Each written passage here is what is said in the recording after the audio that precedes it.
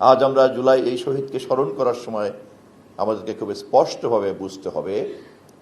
স্বাধীনতা যুদ্ধের পরে যুদ্ধের চেতনাকে প্রতিষ্ঠিত করার বদলে যারা যুদ্ধের প্রকল্পকে ব্যবসার প্রকল্প হিসাবে ব্যবহার করেছিলেন,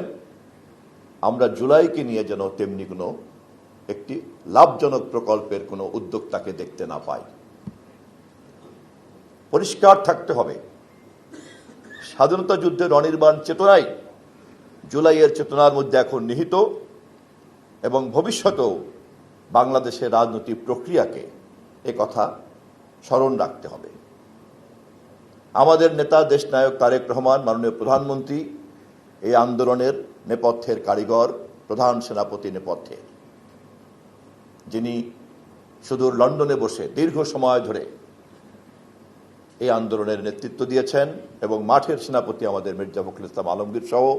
সবাই মিলে আন্দোলনকে একটা পর্যায়ে নিয়ে আসছে। অ্যান্টিব্যাকটেরিয়াল ফর্মুলা বাসনকে চকচকে জীবাণুমুক্ত করে আমাদের দেয় গ্লিটার গ্যারান্টি। এবং শেষ পর্যায়ে রাজনৈতিক নেতৃবৃন্দের কৌশলের কারণে আমরা সর্বশেষ বিস্ফোরণকে সার্বজনীন চেহারা দেওয়ার জন্যই বৈষম্যবিরোধী ছাত্র আন্দোলনকে সামনে রেখে ফ্যাসিবাদকে শেষ পর্যন্ত উৎখাত করেছি এবং গণতান্ত্রিক সংগ্রাম তার সীমাবদ্ধতার যেই পর্যায়ে গিয়ে সংগ্রাম রক্তাক্ত হয় সেই পর্যায় পর্যন্ত আমরা অতিক্রম করেছি। অবশেষে প্রমাণ হয়েছে পাকিস্তানি ফ্যাসিবাদকে হটিয়ে যেমনি করে স্বাধীনতা যুদ্ধ অনিবার্য হয়েছিল এবং যেমনি করে সেদিন রাজনৈতিক নেতৃত্বের ব্যর্থতার কারণে শহীদ রাষ্ট্রপতি জিয়াউর রহমানকে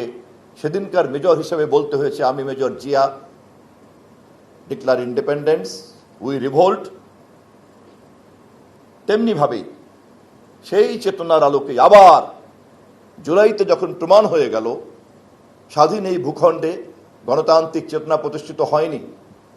ফ্যাসিবাদ এখনো এই মাটিতে জায়গা করতে পারে এবং ক্ষমতাকে আঁকড়ে ধরতে পারে, তখন এই প্রজন্মের মধ্যেই আবার সেই ৭১-এর মুক্তিযুদ্ধ, স্বাধীনতা যুদ্ধের চেতনা টগবগ করে উঠেছিল। এটাই হচ্ছে জুলাইয়ের চেতনা।